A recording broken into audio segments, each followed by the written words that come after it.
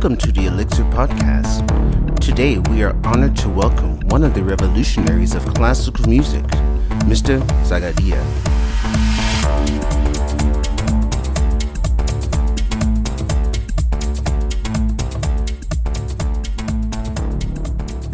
So, everyone, welcome our special guest today, Mr. SAGARDíA. I'm hoping I said that correctly. He was just giving me a lesson in how to pronounce his name correctly. He is I don't know how would you describe. First of all, welcome to the show. Thank you. How would you describe yourself as an artist in terms of? I know I'm not a big fan of putting things into boxes or genres, but how would you, if you had to explain your work, or not explain, but categorize your work, how would you do it? Well, I write music, so I'm a composer in the first place. I studied composition. I managed to make a diploma in composition, so I see myself as a composer. First of all, yes, I write music. And when it comes to describe the music that I write, well, I specialized myself on the field of experimental music. In German, you have this word like Kunstmusik. Okay. So it puts like contemporary music. You have in German the term like zeitgenössische Kunstmusik. Yeah. Okay. Yeah. Exactly. Let's say that. Yeah. Contemporary. Yes. Sort of. Yeah. But Okay. only because of the fact that the ideas that I have, I write down. I write a score, and then later people play the score. Okay. A lot of people, when they decide to study music, they decide to study a particular instrument or something of that sort, voice. What made you decide to study composition, to go in that direction, instead of other people? Instead of saying, I'm going to focus on this particular instrument or voice or things of that sort. Actually, I never wanted to be a composer. Oh, really? No. Okay. No. It was funny. Well, I started when I was 8. I think I was 8 years old or 9 years old. I started to learn playing piano. Okay. Because my parents, especially my father, he wanted every child to learn an instrument. Okay. So he has this aristocratic idea of people have to write poems, they need to go to war. Okay. And they need to learn an instrument. Yes. Yeah, but learning an instrument has been proven that, kids learning an instrument is a really good development tool to learn. Yeah. It helps them with discipline, focus, to achieve something. Yeah. So I started to learn piano. The problem that I think my piano teacher had from the very beginning was that I started to improvise on the music of Mozart or Beethoven or whatever. Okay. I had to learn and practice. So this was a little bit frustrating for my teacher. I think my piano teacher then one time told me with a sigh like, "Boy, why do you start to compose music then?" And it was like, if you want to do it yourself anyway, so I was really like, how to say, like really like I didn't like to be educated at all. So I was like, piano composing. What is composing? And she was, don't bite. She told me, just listen to what I have to say. Okay. Maybe it's better than to rape Mozart. It's better when you write your own stuff. So I started to write little things, but they were all in the style of classical music. Okay. So, but I never followed it like a serious intention. Okay. And later the idea of becoming composer took shape. Okay. So what did you want to do, or what would you have done if you weren't a composer today, do you think? Lufthansa pilot. Really? Yeah? I was really much into planes, and I was all into planes. But Lufthansa told me you're short-sighted, so it's a problem. But then I wanted to become an how do you say in English? Egyptologist? Yeah, Egyptologist, yeah. Egyptologist, but I also had very romantic ideas of it, Okay. I thought that I'm going to find the next tomb of Tutankhamun. So Yeah. now I know that it is really rare. It's really rare and very difficult, of course. Yes, so I don't want to become a frustrated archaeologist. Okay. Then I wanted to write novels, Okay. which was some idea, but it was just an idea. So I had many interesting. The main thing was I wanted to do something creative. Okay. That was the idea. Okay. I wanted to do something creative with my life, not with my life, so also as a profession. Profession. Okay. Yes. So when you decided to start composing, was it immediately? Did you know from the beginning that you were going to go in the direction of experimental compositions, or was that something that you grew into, or? No, the first music that I was really impressed by was film music. Okay. Music for films. So I bought a lot of music for films, and I had one idol. This was composer Olaf Jorgetz, who wrote the music for Alien 3. Okay. And this soundtrack was really impressing to me. Yeah. So this was the first time that I listened to sounds, to orchestral sounds in a very, very, very unusual way. Mm-hmm. And I was very impressed by the atmosphere, by also this whole darkness of music. Okay. I was also a big fan of the Alien franchise. Yeah. So I thought that if I should become a musician, a composer, I want to be a film composer. Okay. So you've done several films, no? I mean, you've done how many films? I think I read on. You've done several films. Yeah, some films, short movies. There were short movies. I never wrote for a feature movie because at that time, I already become acquainted with some other ideas what music can be. Okay. So during my first studies of composition, and I started very young to study composition. Okay. Because I was accepted as a student in the Hochschule für Musik und Theater Rostock. Okay, when did you start? How old were you? Before I had my school degree. Oh, okay. I was accepted as you say, Jungstudent. Yeah. So before my school degree, Abitur, I was allowed to study in Rostock. So always in holidays, of summer holidays, I went to Rostock. So you had no holidays. You were in high school or in the conservatory. Yes, and I was the youngest there. Mm-hmm. So and there I met other composers who were much more experienced than me, and I started with famous composer Adrienne Hölzky, which was a big deal. Yeah, she saw my first scores, and she said, "Well, you have talent." But these ideas of film music, well, music can be much more than just music that works for a movie. Okay. So, and she introduced me to a lot of much more other music. And she told me, if you want to learn how these avant-gardistic sounds in the soundtrack of your Mr. Goldenthal are made, then I show you the scores. Okay. Of composers who write this kind of music, but for the concert hall. Okay. So this was the transition that I made from the idea that music, from the idea of music as a film score, I went to the music of concert hall, and then I was introduced to a big world of different composers. Okay. When you do music for a film, I always think that would be really challenging for two things, because you have an image or feel that you're trying to capture, but also you're working and trying to fulfill your needs as an artist, and also the needs of the film or the director's needs. And I found that sometimes when speaking with people who don't work with music, they can describe something, but they mean something else. So it's like this delivery between them saying something and understanding exactly what that means becomes like a little bit jumbled. So can you tell me a little bit about your experiences with working with composing music for film? Well, despite the fact that I'm not a famous composer in the sense of a famous film composer, but I think I was I encountered the same difficulties. Most of the directors I met, they hear a music from somewhere, and they say, this is exactly the music that I want. And I said, yeah, but you need an orchestra there and a choir.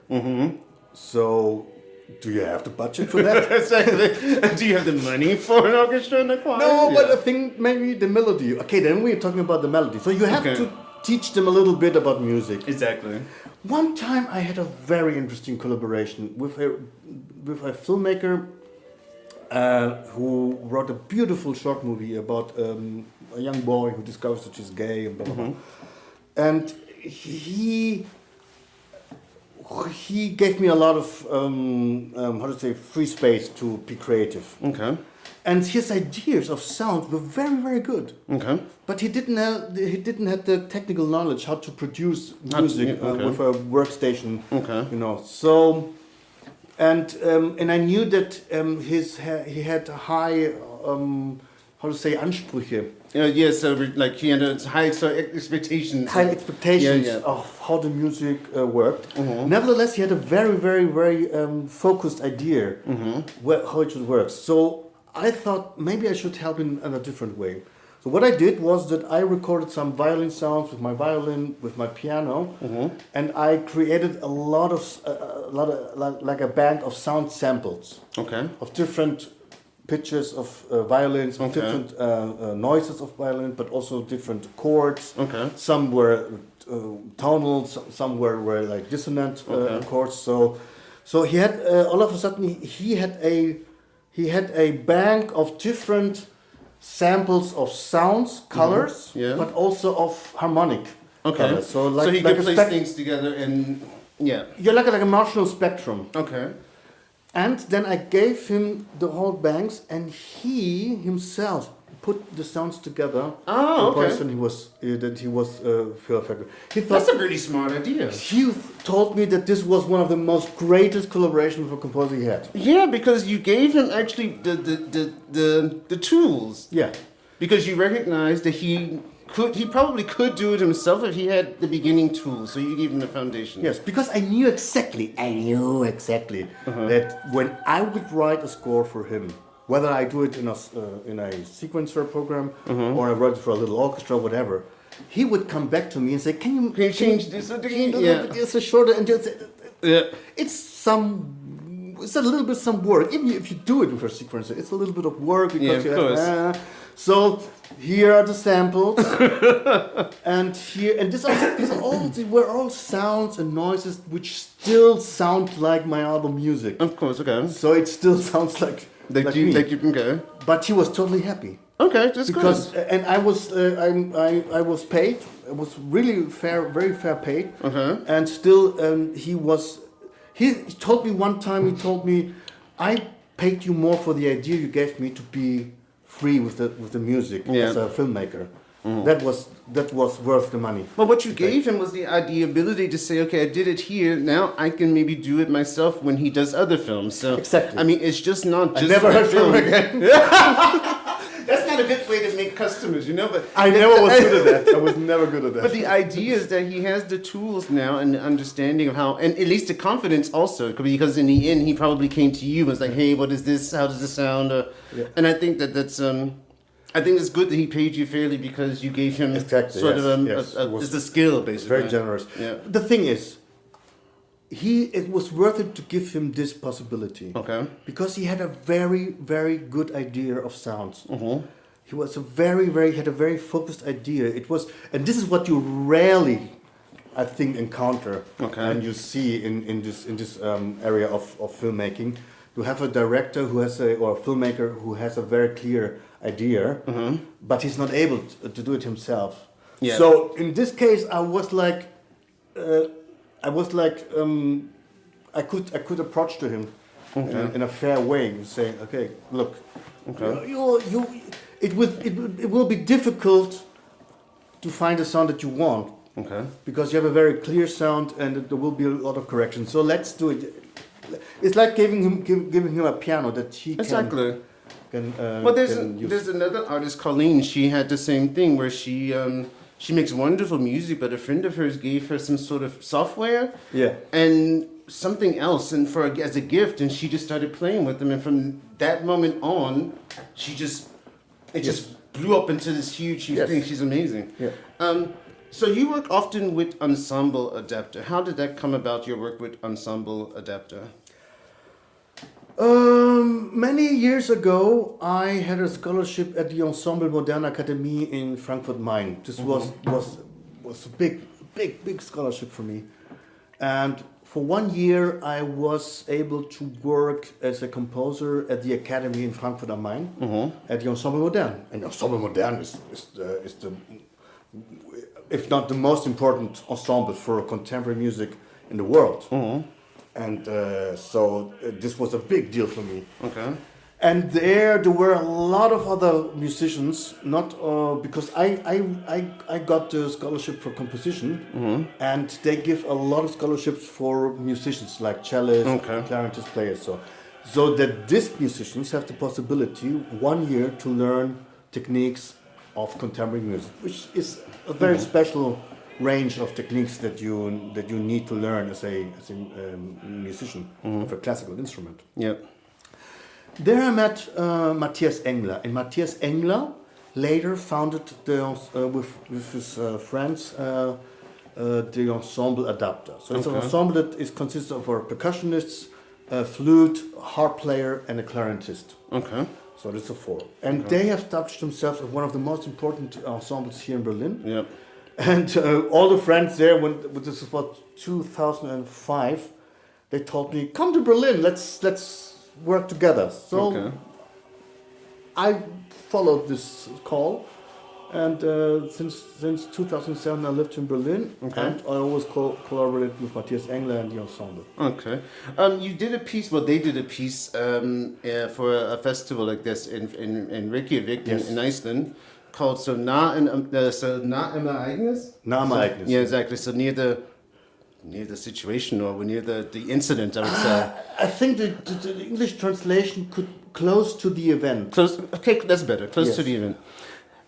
In this piece, of course, what grabbed my attention was, of course, the piece incorporates use of normal of household items, of cars, of different sounds. So there's a bucket.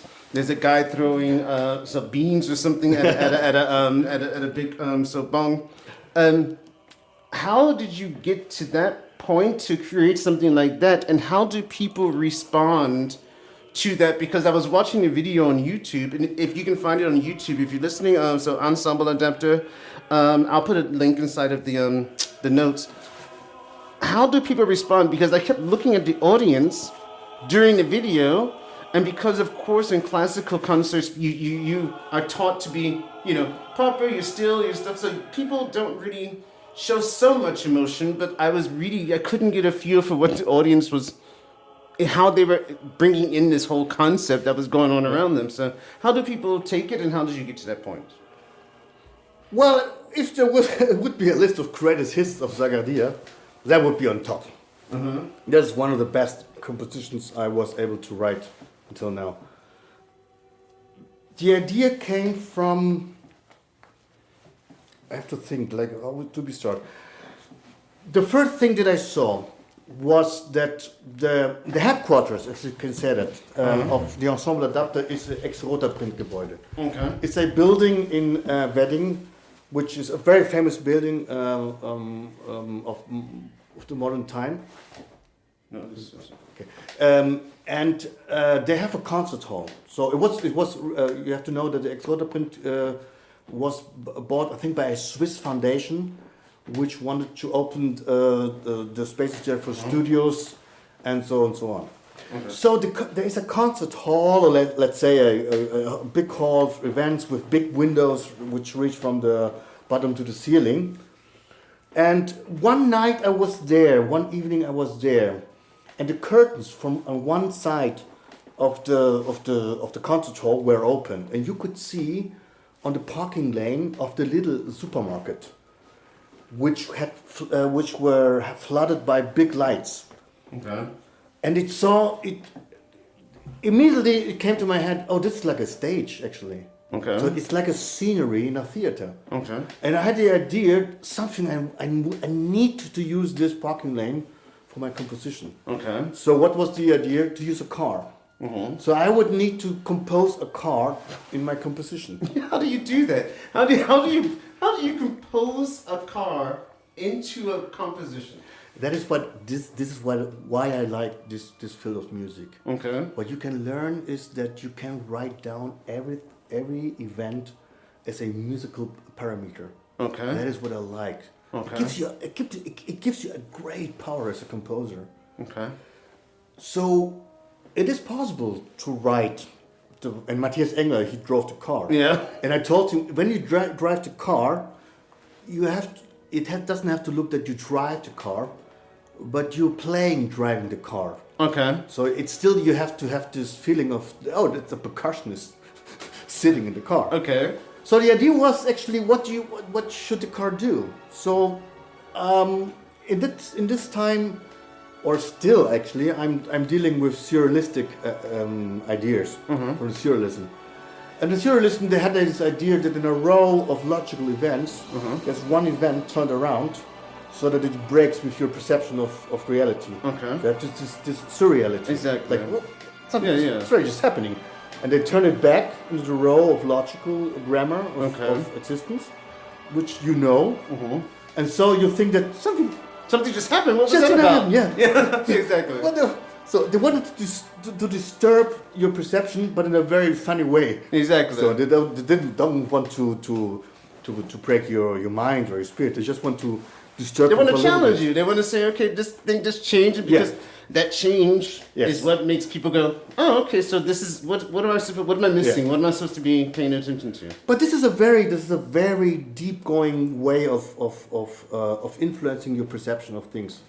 So I wanted to have a musical structure, a time structure that goes from the happenings, of the musical happenings and activities within the concert hall to find a way to break the boundary of the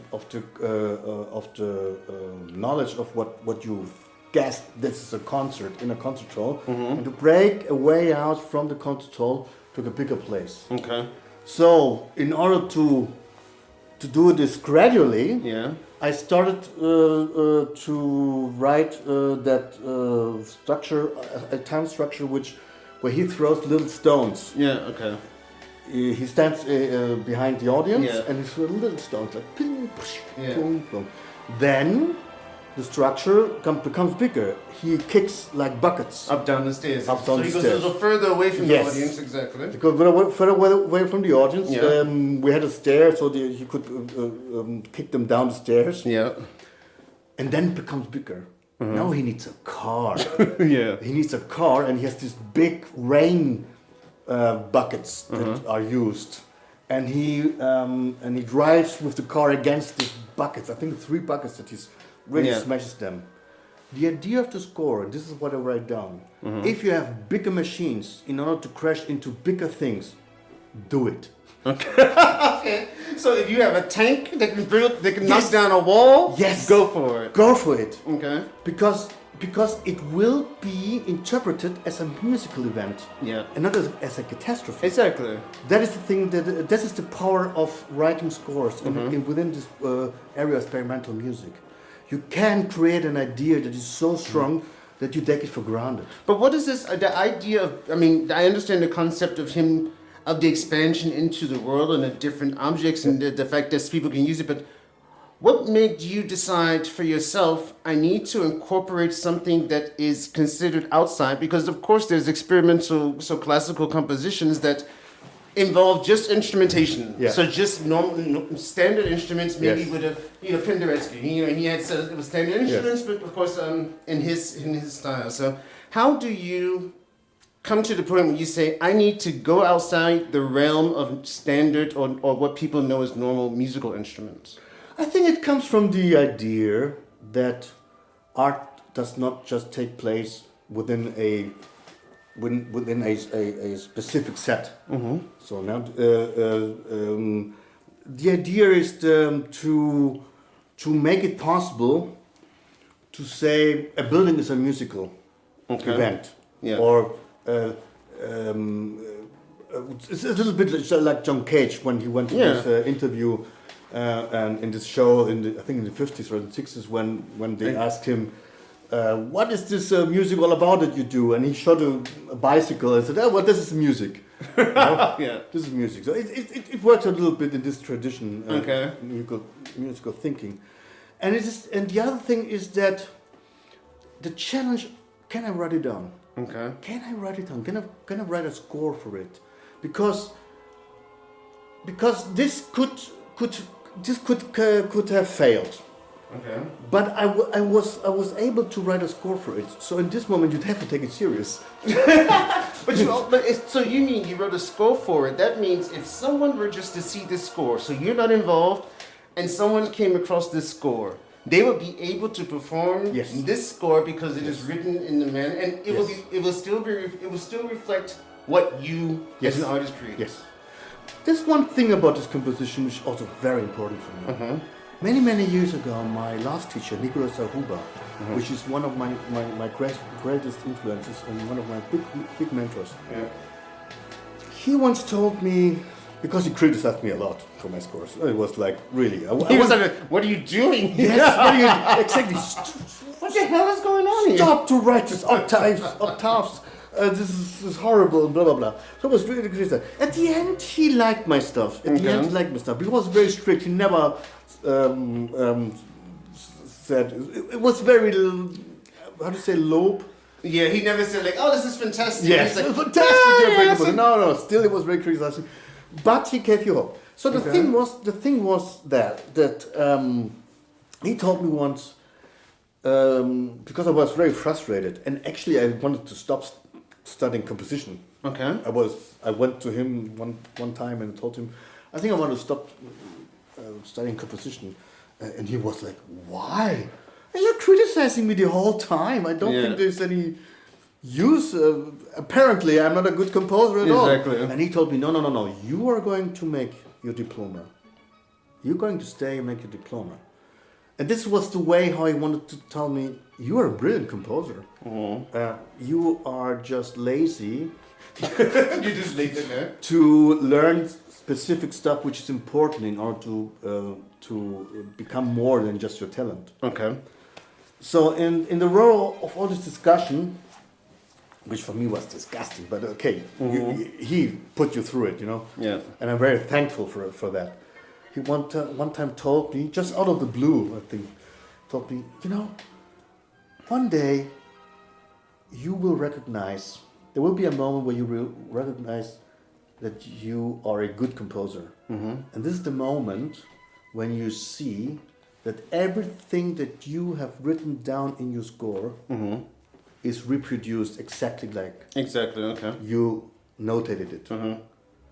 And now my Agnes.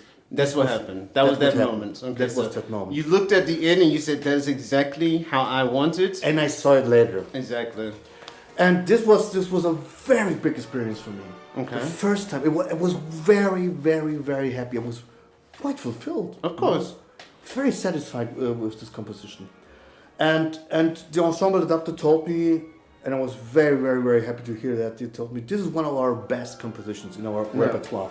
One of the best things to play. Yeah. It is logistically, it's a little bit of a challenge. You have to the location. You have to be able to have location. You have to the right audio thing to get all the sound in properly. Yeah. Yeah. I mean, I think I understand that when you say about the creating something, this composition that you could give to someone and say, okay, this is exactly because it's the same thing when I create electronic music. Sometimes and I'm thinking, okay, all the song, when you create a song and you think, that's exactly what I had in my head, like exactly, like sounds and everything, which rarely happens, and it doesn't mean that you don't like the song, it just means, okay, maybe you weren't able to achieve something with a sound or something, that's all. Yeah. This is a great feeling, I think. Yes, but it's a good feeling when you listen, you go, oh my God, I didn't even, and then you've done, I mean, so many different things, but I want to talk about the Gravitaphone. Yes. That's the performance you did in Leipzig here and in Leipzig. Yes. Maybe you can explain a little bit about what that is, what Gravitaphone is, and how it was developed. This is, I think, when you have listeners which are in the field of electronic music, that's, I think, a very interesting project. Why? Well, I worked together with Olaf Jorgetz. Olaf Jorgetz is a composer. No, I wouldn't say a composer. He's a musician and a creative musician. So he writes specifically electronic music. Okay. So he programs a computer, and the computer makes some sounds, and he puts these sounds through different interfaces, and with and he influenced the interfaces, and the interfaces Give him change out, the sound. yeah. So you have it's a live electronical environment that he uses. And I was very surprised. I know him for many years, and I have a big love for his music and his way of thinking. But he one time was in a crisis. He told me, and the crisis was that when I program a sound environment in which the microchips within the programmed field of random are able to create a lot of different sounds. What difference does it make when I influence that by pressing a button? Yeah. So he was thinking That he was useless because electronics take care of everything. Yes, exactly. Okay. So, and the fields that and the sounds that I know from his work, it's really like that. If you don't see him, it doesn't make any. You don't hear his influence within the field of sounds. Okay. Yeah. So it could be anything. Well, by creating it, that is his influence, no? Yeah, but for him it was a problem. Okay. Because why should I influence the field of sounds which are created randomly by the computer? Yeah. When the people wouldn't hear the difference. Okay. Yeah. So he was thinking generally, what is the influence of a human being within an electronic sound environment which is created randomly by a computer? Okay. In order to solve that problem, Okay. and this is what I find so genius about it, in order to solve that problem, he created a big acoustic instrument, which was about 95 kilo. Oh, is it really heavy? It's very heavy. Really? Okay, I wasn't sure how heavy it was because you all are moving it and I'm thinking, I'm like, oh, but then at one point I saw, I was like, oh, then maybe that's heavy, yeah. It's absolutely heavy. It's Okay. I think 95 kilos. 95 kilos. Oh, Jesus Christ, okay. Put away. So, this, and when you play the gravitaphone, the gravitaphone only makes sounds when you move it. Yeah. This is the connection. Yeah. So no movement, no sound. movement, no sounds. Movement, sounds. So you have to put a lot of energy into it to create a little sound. Yeah, it's like you press it like. Well, there's when one, it comes up. but there's one part in the trailer where you sort of have it. It's like lengthwise and on a corner. Yes. And you're like moving it just a little bit, and there's this little tiny, just like a cling. I don't even know how to explain it coming out of the box. Yes, this is the fantastic way of thinking it. The relation about the energy that you put either with your mind or with your body into something that produces a sound. Yeah. And the result that you have is put on a different other level philosophically. Yeah, exactly.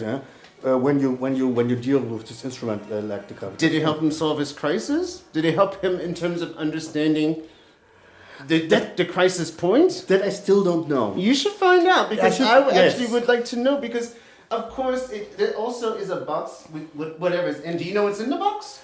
Yes, they're a little very different. It's a very complex structure of metals and woods and also like gongs. Okay. So and it's really wild construction, and which might is very difficult to repair sometimes when something broke. But it was built by him entirely. Okay, I mean the process of of course that box because it's items inside of this box. And the box doesn't know which way it's going to move, so that means it's going to, of course, generate random sounds each time you use it.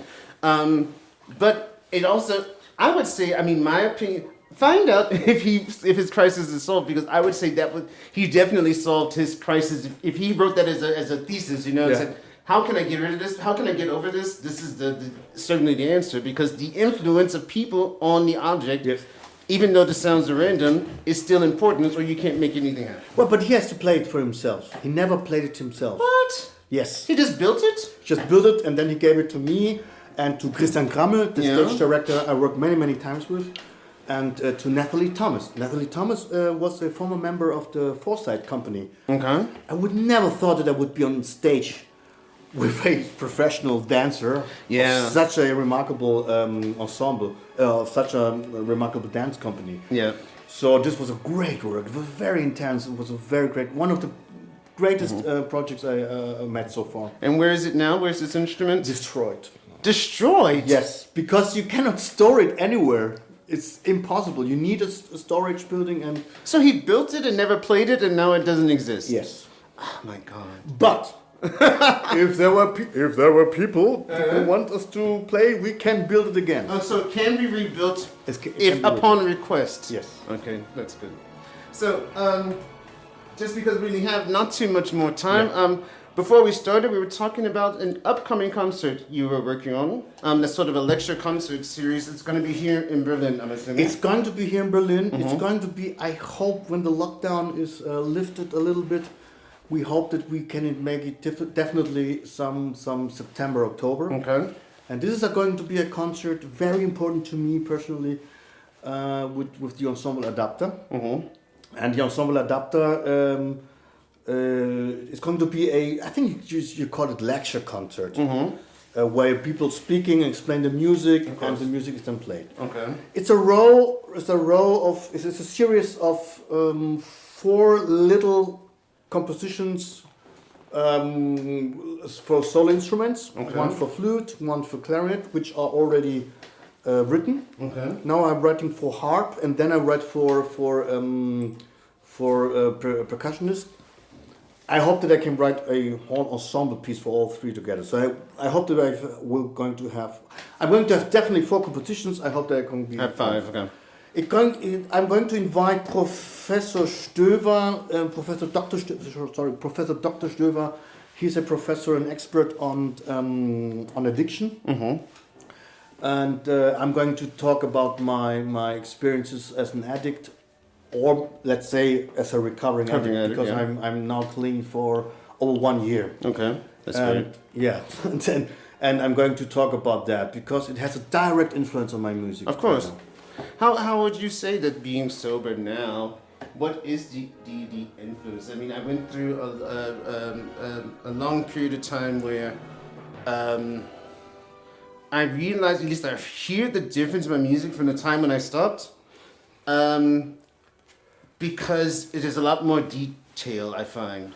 And what I'm doing, I'm demanding more detail of myself. There's more things I'm demanding myself to say, and before I would say, oh, that's good enough. And say, I'm happy with that's good enough. And now it's not about good enough. It's about this fulfilling of a particular artistic vision. And how do I make it happen? And how do I do this? What has changed about you since you've been a year sober? And just one very important thing in the first place. I was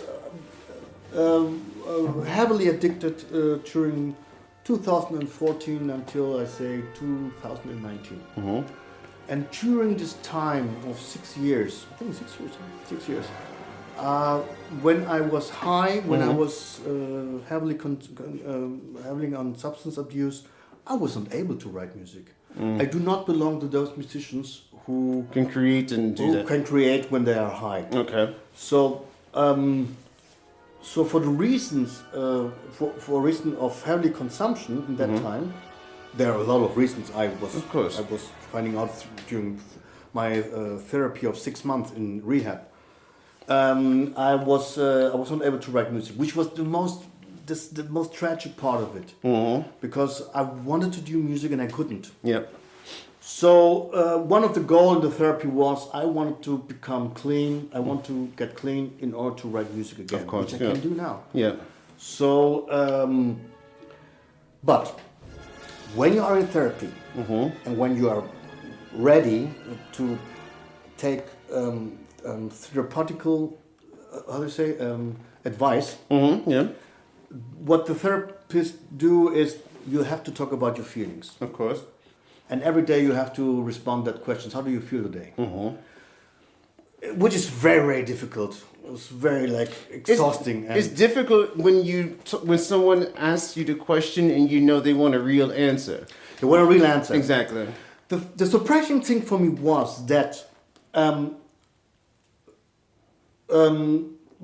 although it is very difficult to respond to that questions, you can find answers. Of course. You need some time to find answers. So this training to talk about my feelings, to take my feelings seriously, has a big, big effect on the music, because my teacher, Nicolas Aruba, the last thing that he told in his seminar to the students before he went to his pension, he said, always remember, music has to do with feelings.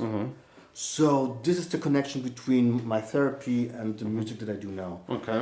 I deal with feelings in the music, and not just any feelings. What were you dealing with feelings. before, do you think? Before, when your earlier compositions? With ideas of music. Okay. That's the difference. With ideas of music.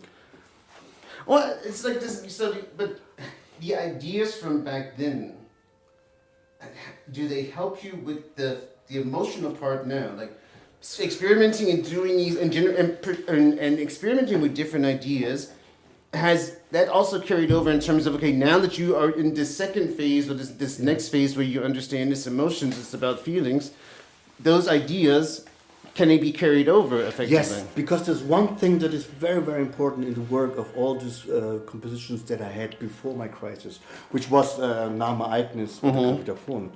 It's to use your craft. To use your craft. Name Ereignis was a composition where I could use my craft to create exactly the music I wanted. Exactly, yeah. This was the big, big experience. Oh, now I really can use my craft. Oh, yeah. Now I can use my craft in order to deal with sounds equal feelings. Okay. And this process, this will be the last question, how are you dealing with the whole recovery process after a year?